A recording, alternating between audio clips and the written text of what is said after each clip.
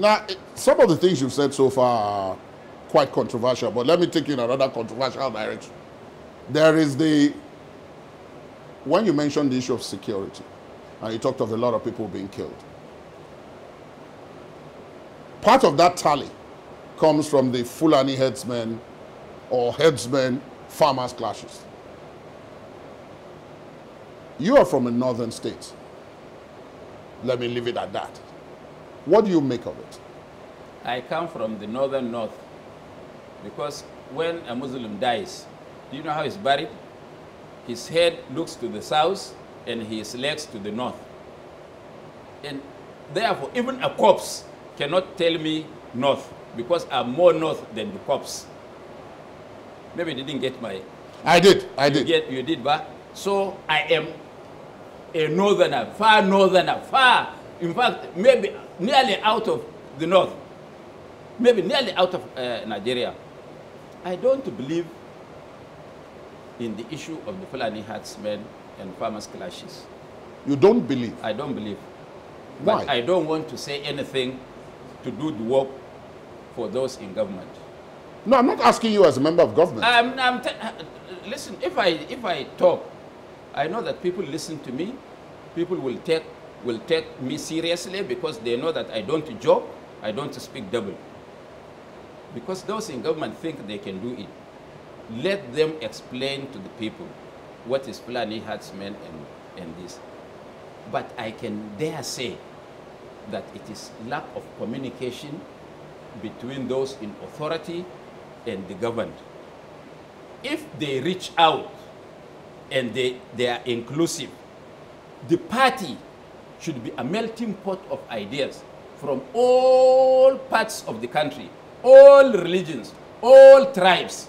If we do meet as a member of board of trustees, for example, or national caucus, for which I'm not always called for the meeting because they don't want my views, and we discuss, the thief man can understand why certain things are happening. The Yoruba man, the Bade man that I am, or the Kanuri man, or the Hausa man, or the Fulani man will understand. But they are arrogant. They believe that they don't need anybody until now that their eye open, that they are drowning. Then they start running helter-skelter, making a Kere Delu Ale a human being.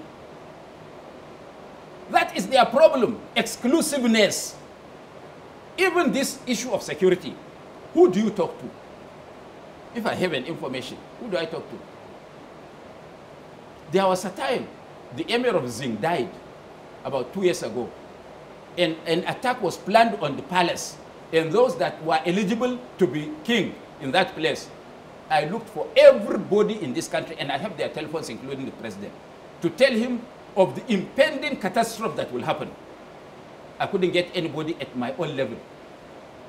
At my own level. How about the ordinary man or woman in my village? So, I don't believe in some of these issues, but perception has gone very far. And perception is a reality on the beholder. And it's because of no communication, exclusiveness, that these things are becoming reality. And I want to say and advise that the government has to open up, the government has to communicate with the citizens, they have to make they have to explain every day to the people why certain things are happening and why certain actions are taken or why certain actions are not being taken, so that people will take them into confidence. As I speak to you, nobody trusts any member of this government. Whatever they say, it's just one of those things. After all, the president has promised heaven and earth. He has not delivered. So they are being run by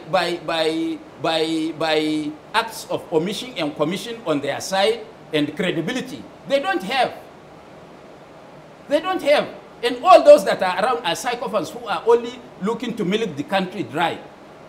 And you tell them, oh, no, this government, Buhari said, don't give contract, Buhari, while they are stealing. We can't have this run in our country. Do you know that General Mobutu Sese Seko, Marshal Jean Bodel Bakasa of Central Africa, Field Marshal Idi Amin of Uganda, even during their times, there were men and women of courage that speak. And yesterday, just yesterday, no, this morning around 2 a.m., I met somebody in a supermarket. They said they just come from one big man they were talking, that I should abandon what I'm doing, that it doesn't matter what, they will rig this election. And I reminded him that, do you remember Roland Gbagbo of Ivory Coast? He was just looking at me. I say, you people are not students of history. Your vision is being beclouded by your interest, not the interest of the country. This election cannot be rigged. No equity can happen again. And they have done it badly, even in the equity that we are talking about. You think the equity elections were rigged? At least what I saw in the social media. Yeah, because I was going to ask you how you know they were rigged. Didn't you see in the social media? Alhaji, you are the one being interviewed, not me. Well, what did you find out? Huh? Because that's the most recent election that has taken place. And your party won. It's not the party that I envisage will happen. Because the one I envisaged when I was fighting tooth and nail to establish was that we will do justice and fairness to all manner of people, whether our enemy or our friend. In my tribe, in my society, your greatest enemy is the man that married your divorced wife. But Islamically, of which I'm a Muslim, if somebody marries your wife, the man has close to you instead of allowing her to be going up and down in town. But in my tribe, it is a big offense. And let me tell you also that a lot of Nigerians don't understand things, and including members of my party and members of my government. There are 3 people you cannot, my father told me, there are 3 people who cannot fight a wife.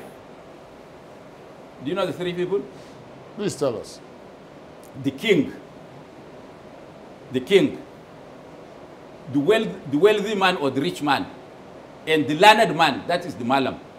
He told me that these 3 categories of people, women, deal with them. You can see the emir in his regalia, or the oba, when he comes out, everybody will prosperate, kaboyesi or rankaidete. But in coming out of his bedroom, his wife can stop him and hold him by the neck and say, you cannot go out. He will plead and kneel down. So is the malam. So is the rich man. They are feared, but only outside, not inside the room. You know the reason? What your friend called the other room. Well, I don't know. You are quoting him, not me. Yes, I'm quoting him. to you. Thank you. Thank you. What they don't understand is that you don't divorce a wife because she has known too much of your secret. And this is where my friend had gone wrong. And he should admit he has gone wrong. He brought people who are sycophantic to him, subservient. If we are there, we will say we are stakeholders. We fought together. And we will tell him this is right or wrong. But these ones have nothing except to protect their jobs. They know they are not there on merit. That is why Nigeria is drifting. And he doesn't have the courage to bring the ship safely to the shore. What's next? I mean, I'm now working on the supposition that your conditions are not met. People do not come to you. If the conditions is not met, then APC would have no candidate. Please expatiate on that. I don't need to explain anything. APC will have no candidate. You mean for the presidential 2019 election? I say it. But because I believe that the courts in Nigeria can do justice. And if they see truth, they will abide by it.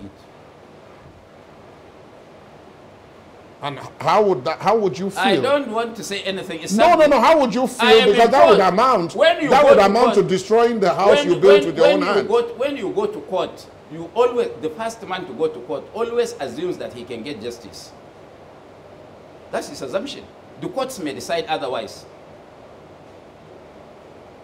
But if the courts decide in your favor, that would amount to destroying the house you built yourself. No. Then other people will be taught a lesson that they will be careful. We will now build democracy because everybody will be careful. So I'm assisting the country, not myself. I don't want to run for House of Assembly or Councillor. I don't want to do that. But I have an inherent passion that Nigeria should be run on democratic footing. Would you like to be national chairman? Of what? Of the APC. I think I think we missed the whole thing. In 2014, the national secretariat of the party was zoned to the northeast. And from the northeast, it was zoned to Yobe in Borno. And the conditions that made them did that zoning was that if you read their reason for taking that position to those states, it is like you are calling Buba Galadima's name. And at that time, I was disowned by people who ought to have supported me. And somebody who was just 1 week ago was elected the chairman of the party in Yobe was brought in to stand in as national secretary. So he's now, up to now, the national secretary. Alhaji Galadima, thank you very much for speaking with us. Thank you very much. Thank you. Thank you very much. Thank you.